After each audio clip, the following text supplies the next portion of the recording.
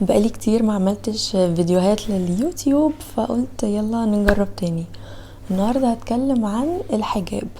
لو انتي محجبة بتفكري تقلعي الحجاب، انا عديت بده وهتكلم فيه. لو انتي مش محجبة وتفكري تتحجبي، انا عديت بده وهتكلم فيه. لو انتي عايشة في بلد اوروبي او امريكا والحجاب عاملك مشاكل او حاسة بعدم ثقة في النفس، فانا عديت بده وهتكلم فيه. لو انتي اي حاجة ليها علاقة بالحجاب، فانا هتكلم في كل الحاجات دي. هتكلم عن المشاعر، كنت حاسه بايه فقلعت الحجاب، كنت حاسه بايه فلبست الحجاب، كل الحاجات دي.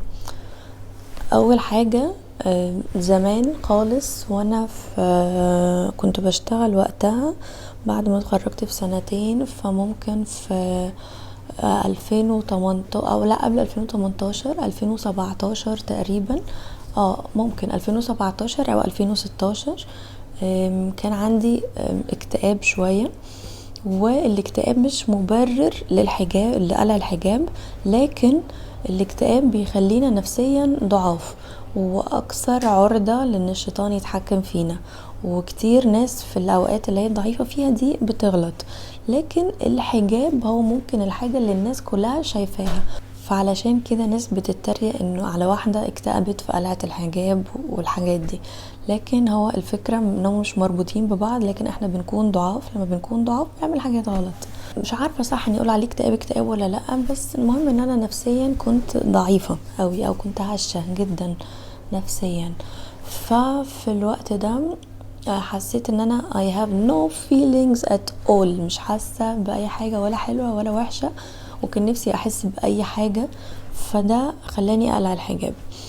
طب يا ترى حسيت بقى بالحاجات اللي كان نفسي احسها بعد ما قلعت الحجاب؟ ما حسيتش ان انا نفسيا احسن، ولا حسيت ان انا نفسيا اوحش وان انا عملت حاجه غلط. يعني كنت بصلي في الوقت ده، وانا بصلي مكنتش حاسه بالذنب، بس هو ده كان احساس طبيعي في الفتره دي من حياتي، ان انا مش حاسه اصلا بحاجه، ولا حاسه بحاجه حلوه ولا حاجه وحشه. بعدها فضلت بقى مش محجبة مدة، أنا لسه محجبة في رمضان اللي فات، رمضان 2024، والكلام ده في 2017 أو 2018 ماكسيموم. الوقت ده كله عدى عادي بقى. يعني انا كنت فاكره ان انا لما ابقى بقى مش محجبه هبقى لبسي احلى وشكلي احلى، اكيد الواحده بشعرها احلى، لكن مش الليفل اللي انا كنت متوقعاه من نفسي. كنت عادي، يعني كنت عاديه قوي، او انا كنت شايفه نفسي عاديه قوي طول الوقت. يعني بعديها بسنتين مثلا بقيت حاسه ان انا، لا انا حاسه اني رجعت لورا، وان انا عايزه اتحجب من زمان، وانا حاسه ان انا عايزه اتحجب تاني. لحد من سنتين ممكن، والموضوع بدأ بقى يزيد قوي، انه انا عايزه اتحجب، وما بيلفتش نظري البنات اللي مش محجبات او لبس البنات اللي مش محجبات على بنترست وكده، لكن بيلفت نظري الستايل بتاع البنات المحجبات، حجاب حلو. فيوم عن يوم بدأ احساسي بان انا عايزه اتحجب يزيد. وسافرت، يعني انا دلوقتي عايشه في ايطاليا، مش في مصر. فحسيت برضو انه لما بعمل حاجه بكون عايزه الناس تعرف انه انا مسلمه، اللي هو انا نفسي اقول لهم انا مسلمه على فكره.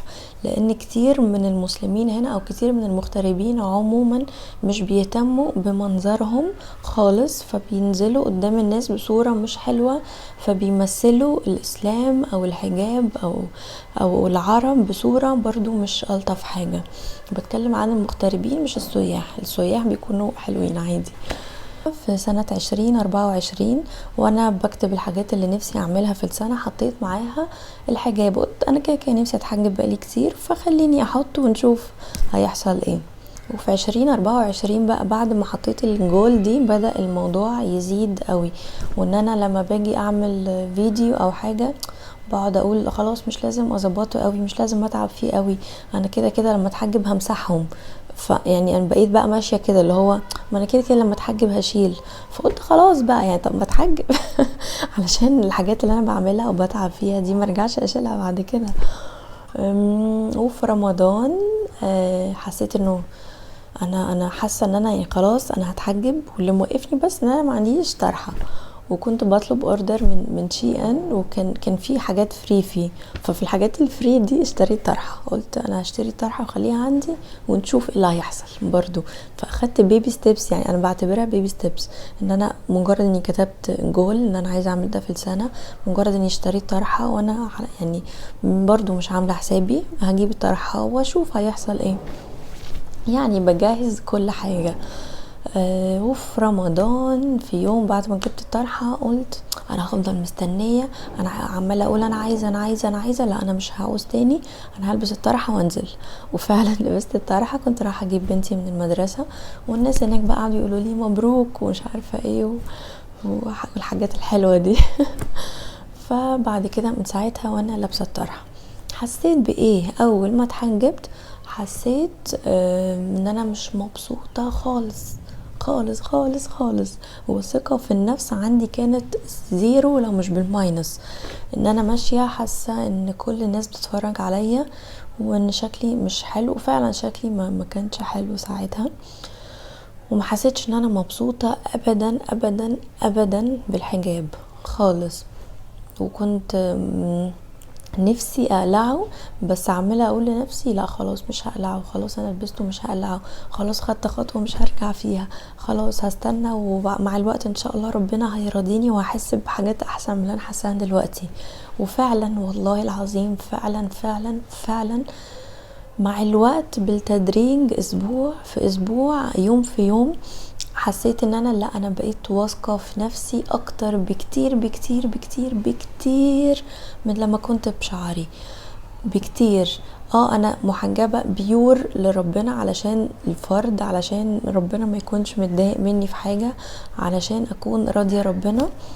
لكن في حاجات تانية كمان حلوة في الحجاب غير دي، ان انا وانا ماشية الناس كلها عارفة ان انا مسلمة، انا مسلمة وفخورة بده، بكل حاجة في كل ذراتي فخورة بان انا مسلمة. الناس كلها ماشية وهم عارفين ان انا مسلمة، اي حاجة بعملها هم عارفين، مش عارفين انا مين، مش شايفيني، شايفين بس البنت المسلمة اللي هم عارفين ان هي مسلمة ولابسة طرحة.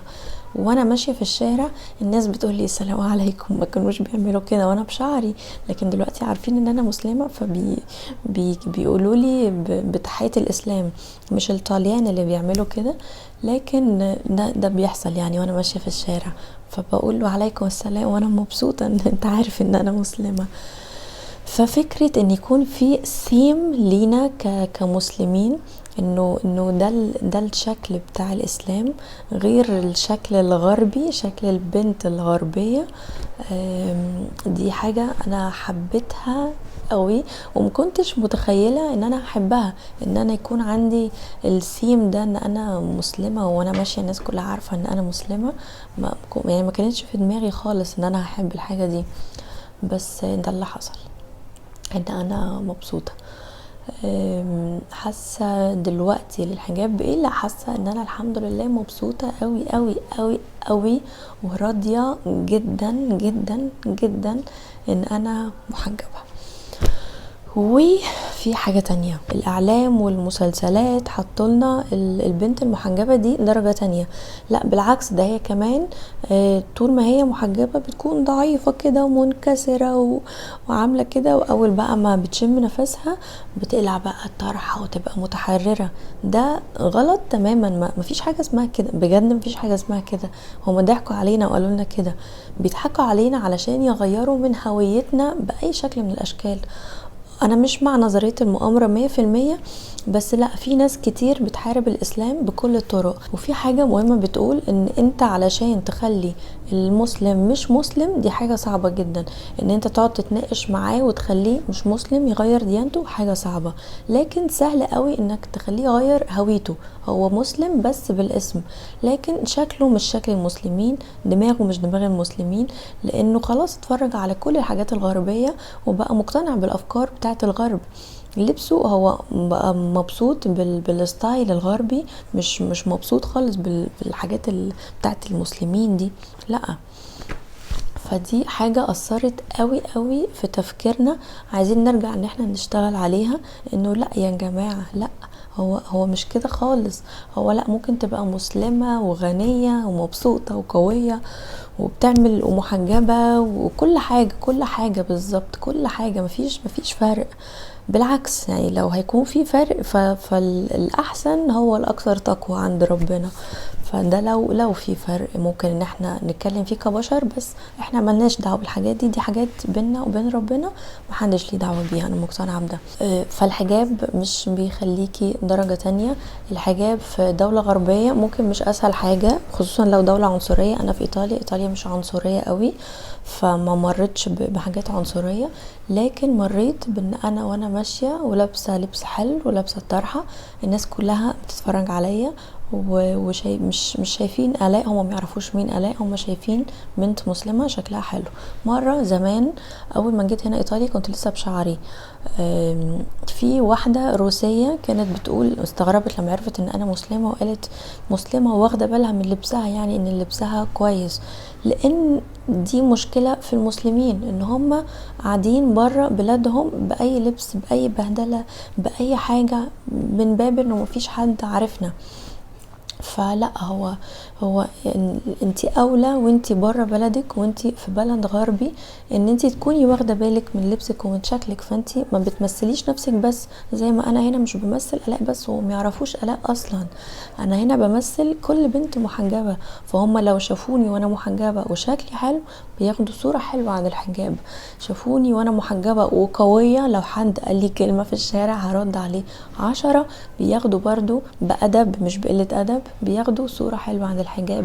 لو شافوني وانا محجبة وانا متسامحة مع الناس في الشارع بياخدوا صورة حلوة عن الحجاب. لو شافوني وانا محجبة وبيئة طريقة كلامي وحشة ومشيتي وحشة وقعدتي وحشة او ضعيفة ومنكسرة وممكن اي حد يشتغلني وهو معدي في الشارع، بياخدوا نفس الصورة دي عن الحجاب. فاحنا هنا مش بنمثل نفسنا بس. في حاجة تانية عن الحجاب ولا لا؟ لو اي حد عنده اي سؤال، عنده اي مشاعر حابب ان هو يتكلم معايا فيها، يلا بينا، انا so open للمناقشات دي.